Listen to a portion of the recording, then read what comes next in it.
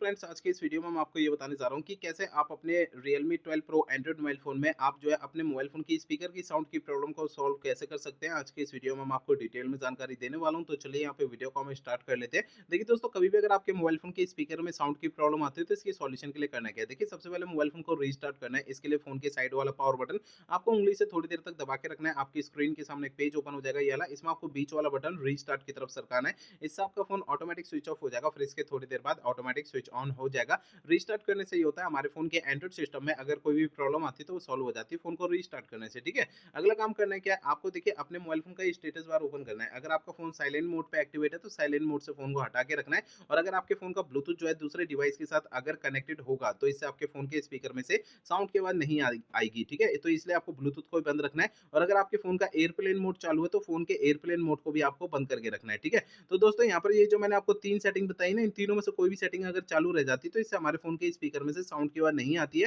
तो इन तीनों सेटिंग को आपको बंद रखना है। इन तीनों सेटिंग को तब चालू करना है जब आप इनका यूज़ करेंगे, बाकी समय इन्हें बंद करके रखना है, ठीक है?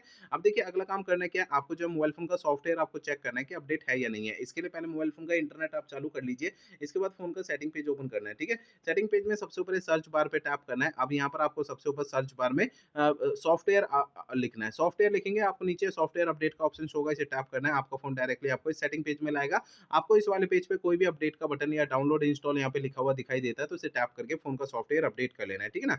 अब देखिए, यहाँ पे अगला काम ये करना है, मोबाइल फ़ोन का जो स्पीकर होता है उसे आपको हल्के हाथों से साफ करना है। होता क्या है, मोबाइल फ़ोन के स्पीकर में थोड़ी बहुत धूल-मट्टी चिपक जाती है, जिसके कारण भी साउंड की प्रॉब्लम आती है, ठीक है ना? अब देखिए, अगला काम ये करना है कि मोबाइल फ़ोन को रीसेट करना है। देखिए दोस्तों, मोबाइल फ़ोन को रीसेट आपको तब करना है जब मेरे बताए हुए पिछले प्रोसेस कोई भी अगर काम नहीं करते हैं, तब आपको फ़ोन को रीसेट करना है, अदरवाइज़ नहीं करना है। फ़ोन को रीसेट करने के लिए फ़ोन का आप सेटिंग पेज ओपन कर लीजिए।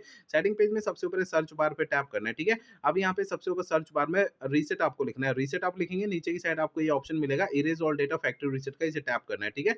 आपका फ़ोन डायरेक्टली आपको इस सेटिंग पेज में लाएगा, आपको नीचे इरेज़ ऑल डेटा पे टैप करना है। इससे आपका फ़ोन जो है रीसेट हो जाएगा और आपके फ़ोन के स्पीकर की साउंड की प्रॉब्लम सॉल्व हो जाएगी। लेकिन आपको फ़ोन को रीसेट करने से पहले 2 बातों का ध्यान रखना है। पहली बात ये ध्यान रखनी है, आपके फ़ोन में जितना भी डेटा है, सारा डेटा आप किसी भी दूसरे फ़ोन में ट्रांसफ़र कर लीजिए या उसका बैकअप ले लीजिए।